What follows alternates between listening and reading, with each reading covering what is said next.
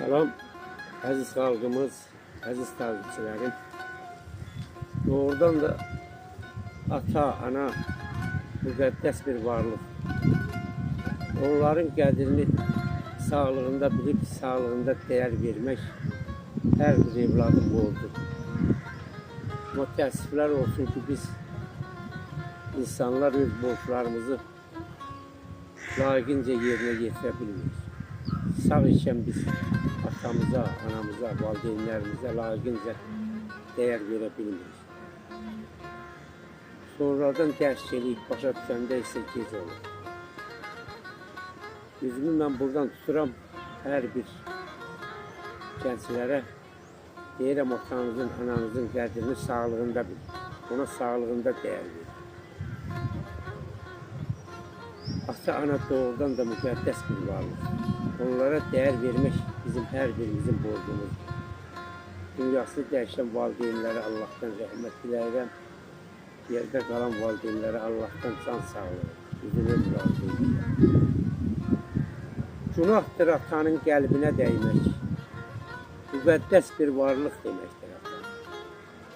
Həmişə hər zaman evladı üçün arxadır, dayaqdır, köməkdir. Ata nəsihəti lazımdır bizə. Ata nəsihəti lazımdır bizə. Allah'da götürməz, baxmasaq sözə. Çox vaxtı dərdini salmayır üzə. Dərdi ürəyində çəkəndir.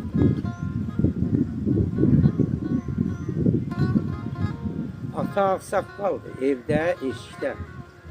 Onun hörmətini saxlayaq bizdə.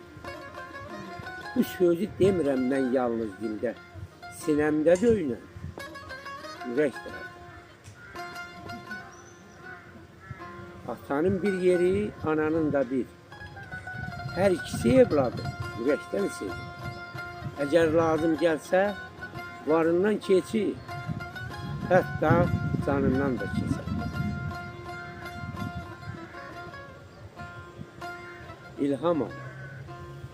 İlhamam, atanı ürəkdən sevək. Sağ ikən biz onun qədrini bilək. Onunla sevinək, onunla gülək. Həmişə bizlərə gərəkdir. Həmişə bizlərə gərəkdir. Evladı darda olan bir ata, çətin ki evində rahat sayar.